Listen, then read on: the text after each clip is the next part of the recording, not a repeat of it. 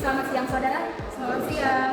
Terima kasih sudah meluangkan waktu untuk wawancara ini. Wawancara ini bertujuan untuk mengetahui pendapat saudara tentang bullying. Jawaban saudara sangat berarti dan akan saya jaga kerahasiaannya. Apakah saudara siap untuk saya wawancarai? Siap. Kita mulai dengan pertanyaan yang pertama. Menurut saudara, apa yang dimaksud dengan bullying? Seberapa sering Anda melihat atau mendengar kasus bullying di lingkungan sekitar? Menurut saya, bullying itu kayak tindakan menyakiti orang lain dari tindakan secara fisik maupun dari omongan. Terus juga saya sering menemukan bullying di media sosial ataupun di sekolah, di kehidupan masyarakat. Bullying adalah tindakan menyakiti orang lain, baik secara langsung maupun tidak langsung. Saya cukup sering melihat atau mendengar kasus bullying tersebut, terutama di lingkungan sekolah atau di media sosial. Menurut pandangan dan pengalaman saudara, mengapa seseorang bisa melakukan bullying? Pengalaman dan pandangan seseorang bisa melakukan bullying karena ingin merasa kuat, ingin merasa diperhatikan, atau karena meniru perilaku orang lain. Ada juga yang melakukannya karena ingin merasa pribadinya lebih benar. Mungkin pelaku bullying itu melakukan bullying karena mereka kayak kurang empati atau memiliki masalah keluarga atau memiliki masalah mental gitu. Atau mungkin juga mereka terkadang melakukan bullying karena ingin menunjukkan kekuasaan mereka sama yang dibulinya.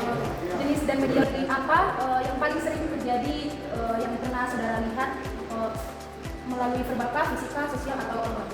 Mungkin bullying verbal dan bullying sosial yang paling sering terjadi di kehidupan sehari-hari.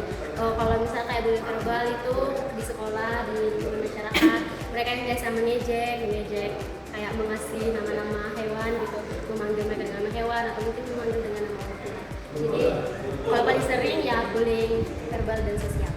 Bullying yang paling sering saya temukan yang terjadi adalah bullying verbal seperti mengejek, menghina, memanggil dengan nama-nama yang buruk. Bullying online juga semakin merajalela di sekitar kita. Menurut saudara, dampak bullying, bagaimana perasaan korban bullying yang biasanya dirasakan oleh korban? Menurut saya korban bullying bisa merasa sedih, takut, malu, tidak percaya diri dalam jangka panjang. Mereka bisa merasa stres dan tertekan. Menurut saudara, bagaimana cara mencegah atau solusi dari bullying tersebut? Dan bagaimana peran teman, guru, atau orang tua dalam mencegah bullying yang terjadi?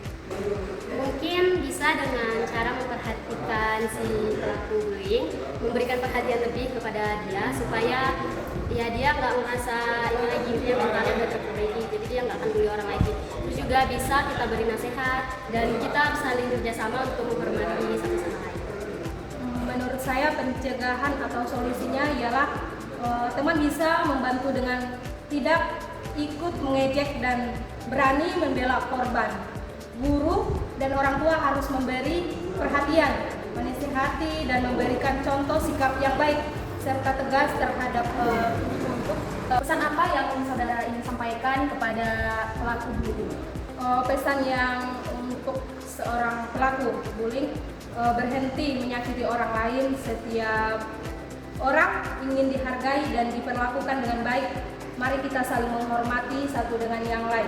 Dan pesan saya untuk pelaku bullying yang ada di luar sana, berhenti menyakiti orang lain karena perbuatan dan tindakan yang Anda lakukan dapat berdampak bagi kehidupan orang lain. Terima kasih buat saudara yang sudah menyampaikan nasihat-nasihat untuk pelaku bullying. Semoga kedepannya tidak ada lagi korban bullying di sekitar kita, dan untuk pelaku bullying semoga mereka bisa berubah dan tidak melakukan tindakan seperti itu lagi. Terima kasih saudara.